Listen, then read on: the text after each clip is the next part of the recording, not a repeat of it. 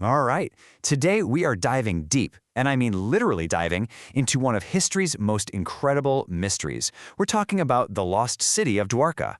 For thousands of years, everyone thought it was just a story, a golden city from ancient scriptures. But what if it was actually real? So let's really dig into that question. Could a mythical city of gold actually be real? I mean, for centuries, Dwarka was just that, a myth, a beautiful story about a massive, divine city built for Lord Krishna. The texts describe it as basically heaven on earth, and then, poof, it just vanished. Okay, so before we get into the modern-day search, we've got to understand the legend. Because this isn't just any old story. We're talking about a city that was supposedly so magnificent it put heaven itself to shame. Get this, ancient texts like the Bhagavata Purana paint a picture that is just mind-boggling. They talk about Dwarka having more than 900,000 grand palaces. Not houses, palaces. All made of precious metals and jewels. I mean, can you even imagine that level of wealth and splendor?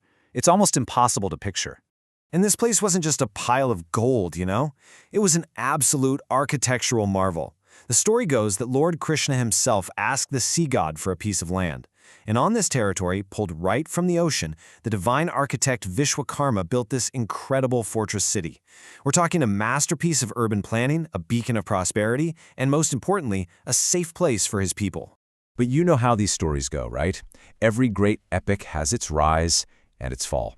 And this story of divine creation is followed by a really tragic tale of destruction. A golden age just can't last forever. And Dwarka's end, well, it wasn't sealed by an invading army.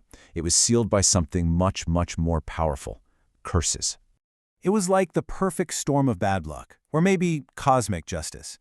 First, you have a grieving mother's curse after the huge Mahabharata war, which basically dooms Krishna's entire clan. Then, as if that wasn't enough, his own son's arrogance brings on a second curse from some powerful sages. And these weren't just empty threats. The prophecies came true in the worst way, leading to this massive brawl that wiped out the whole clan. After Krishna leaves the mortal world, that's when the final act happens. The sea, it just reclaims the land it once gave up, and just like that, the golden city was gone. And for thousands of years, that was it. That's where the story ended, just words in a book. But then, a new question started to bubble up. People started shifting from asking, "What does the myth say?" to something much more powerful. What if the myth is actually a memory? So, the journey from myth to a real, possible historical site? It was a long haul. It all started with these little whispers. Fishermen and pilots seeing weird, man-made stuff underwater. Then, we get the first solid proof, some ancient pottery found on the coast. But the real game changer, that was when an archaeologist named Dr. S.R. Rao decided, we're going underwater. He basically launched India's entire field of marine archaeology just to chase down this one legend. And this right here, this was the idea that drove everything. For Dr. Rao, these ancient scriptures weren't just religious stories. He saw them as historical documents, almost like maps to a real, tangible past. And think about what was at stake. If he could prove it, it would rewrite the history of civilization in India, pushing the timeline back by thousands of years.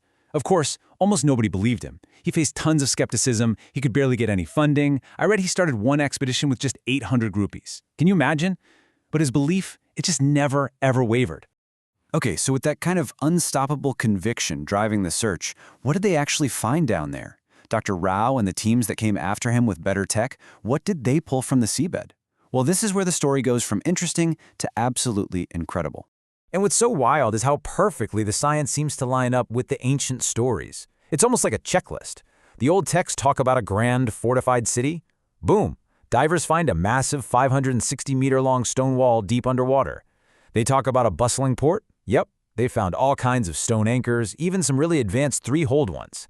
The pieces of the puzzle just started snapping into place, making it seem like the myth was actually a freakishly accurate description of a real city. But then, carbon dating delivered the biggest shocker of them all. I mean, a lot of the artifacts they found dated back to the time of the Mahabharata, which is already really old. We're talking 3,500 to 5,000 years ago, but some of them were dated to be 9,000 years old. Let that sink in. That's not just a small discovery. That's a find that could completely rewrite the first chapter of Indian history. It suggests a major city existed way before the Harappan civilization, which we all thought was the first one. And get this, science even offers a possible explanation for how the city vanished. And it's going to sound really familiar. The legend says the sea swallowed the city whole, right? Well, geologists have found hard evidence of a massive, super fast sea level rise in that exact area, right around that time. It might have been something like a giant tsunami. It's this incredible moment where ancient storytelling and modern geology shake hands. It's just, wow. So, when you look at the big picture, this whole thing is way more than just finding some old rocks underwater. It's really about building a bridge between ancient faith and modern science. It takes a story that was sacred to millions and turns it into a real, tangible piece of our shared world history. And all those decades of hard work, of diving and digging and believing, it all led to this really powerful moment. In February 2024, the Prime Minister of India, Narendra Modi, actually made an underwater pilgrimage to the site. He offered prayers down there, and that single act brought this lost city to the world's attention. It was this huge symbolic gesture, kind of like saying, Dwarka is back. It's no longer just a myth, it's part of our national story. And that's really where we are today. Dwarka kind of exists in two different worlds at the same time. You've got the city above the water, a vibrant, sacred place where millions of people come to worship every year. And then, just a little way offshore, you have the other Dwarka, the silent underwater city. It's this incredible testament to a history we almost forgot, and now it's a huge deal for scientists and historians all over the world. One is about faith, and the other is all about discovery. When you boil it all down, the story of Dwarka shows us something really important. It proves that faith and science don't have to be enemies. Sometimes they're just two different roads leading to the exact same truth. It makes you look at all those old legends a little differently, doesn't it? And it leaves us with one big question.